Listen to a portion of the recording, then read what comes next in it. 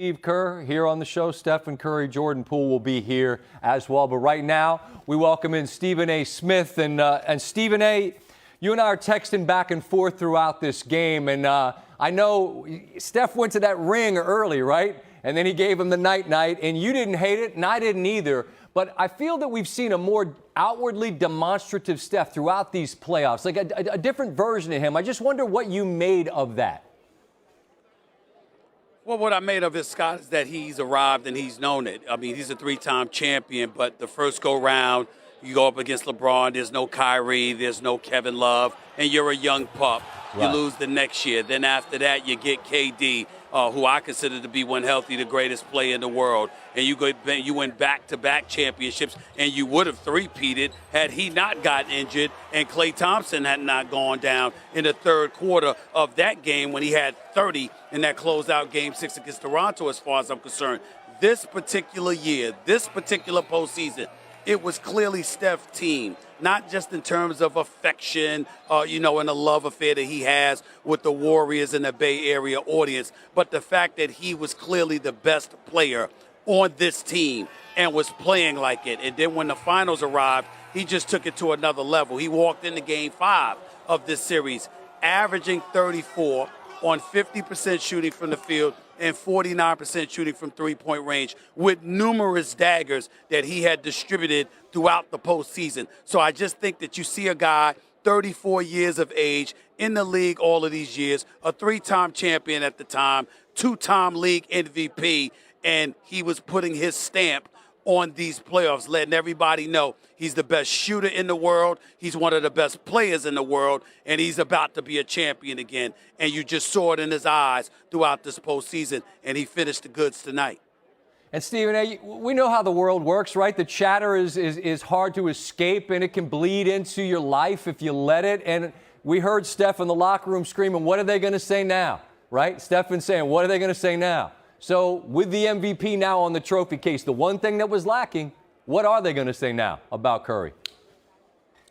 Well, I think first of all, you could have called him one of the greatest players this game has ever seen before this finals appearance. But at the end of the day, it cemented it. Let's understand this. This is the greatest shooter God has ever created. We have never seen a shooter the likes of Steph Curry in the history of the game of basketball. We know about the ball handling skills, but then he bulked up a little bit. You could see some definition in his body. He wasn't afraid or reluctant to go to the hole. He did that with ease throughout the season and did it 4 times in the fourth quarter tonight when he was called upon to do so because bigger and taller dudes were contesting him outside at the three-point line. He's just an individual that on the offensive side of the ball is capable of doing him the second he steps past half court. And as a result, that forces defenses to extend. It opens up lanes for his teammates throughout the court, and that makes it hell for opposing defenses. And then on the defensive side of the ball, tonight he's guarding dudes, and they shot like 3 for 12 against them with 6 turnovers. And so when you look at it from that perspective, they couldn't even exploit him defensively because the once defensive deficiency that he glaringly exhibited that forced Steve Kerr to try and hide him, he didn't have to do it this series, and he didn't even try. And so when you take all of those things into consideration, you got to look at him as arguably a top 10 player in the history of basketball. He's just that lethal. He's just that impactful. Look, we agree he's the greatest shooter God ever lived, but Stephen A., I've never seen him in a suit, in a proper suit, hitting jumpers. We've seen the video of you, so until he's able to bury jumpers in a beautiful suit, I don't know. You're right there. You're right there on point with him, Stephen A. I appreciate your time. I know it's late and you've been up all day. This means we're done talking during the finals, but I enjoyed it as always, and I appreciate you making time for me here on the show. All right. I appreciate it, but just for the record, you can strip 30 years, you can add 30 years back into my life, make me 30 years younger, bulk me up about 50 pounds or whatever, and give me a game, and I still could have shined Steph Curry's shoes. I know my place, my brother. I know my place. I understand. Look, I understand, but you and I both found something that we could do once we were on the other side of 50, and I know we're both grateful for that, right? Yes, sir, without question. Thanks Stephen a A. lot, Smith, we appreciate you. And we will continue here with our coverage of the Warriors championship. Steve Kerr will be on his way to visit with us. Stephen Curry and Jordan Poole as well.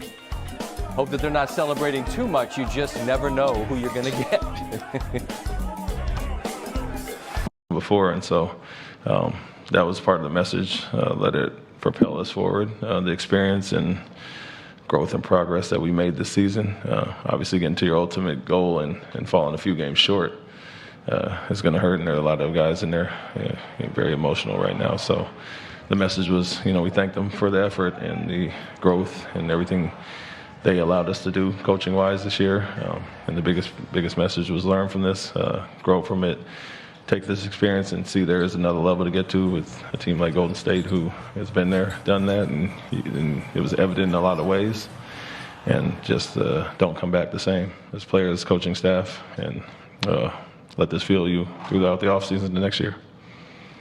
On your right, Mark. Hey, Manny. You talk about things you're going to learn from. Obviously, one of them is turnovers and taking care of the ball. What did Golden State figure out about you guys that they were just able to do so consistently in that way?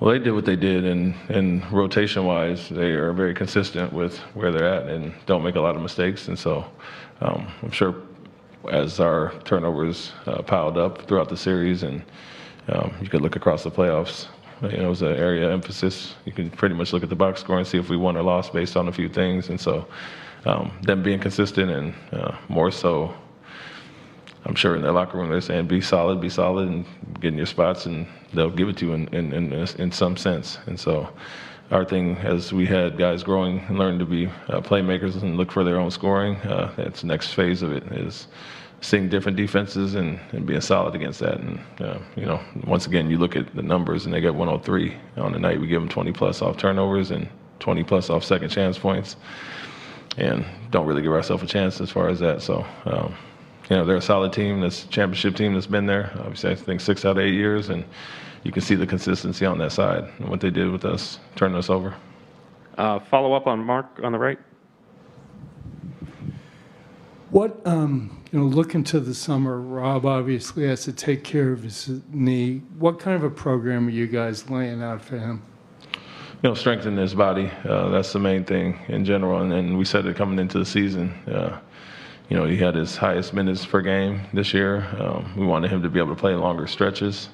And I think he achieved a lot of things and had a lot of growth on the court. But a big part is taking care of your body and staying available. And so obviously have to strengthen up his legs and build all the muscle around it to protect his knees. But what I did tell him also was credit for playing through what he did and giving it a go and being out there for us. But now it's time to rest up, heal up, and get ready for next season and come back in better shape and stronger than you were this year coming into the season. Adam in the middle. Yeah, you mentioned learning from it and growing from it. What do you want Jason in particular to take from this experience? And this series in particular was obviously challenging for him at times and frustrating for him at times. What do you want to see him pull away from it and carry into next year? Yeah, let's our All-NBA first-team guy for a reason, and this is only the start of how you're going to be guarded and the attention you're going to draw. And so one thing that he's always done throughout the season was seen multiple different coverages and figured it out, and he did that throughout the first few series, and this one was a rough one. Very consistent team that did some things to limit him and make others pay. And so from him, it's just continue to grow and understand that you're going to see this rest of your career. And this is just a start. But the growth that he showed as a playmaker this year and in certain areas, I think this is the next step for him, figuring that out and, getting to where some of the veterans are that have seen everything and took their lumps early in their careers. And like I said, a very motivated guy that works extremely hard and high IQ, intelligent guy that will learn from this and figure it out. And I think it will propel him to go forward, definitely motivate him.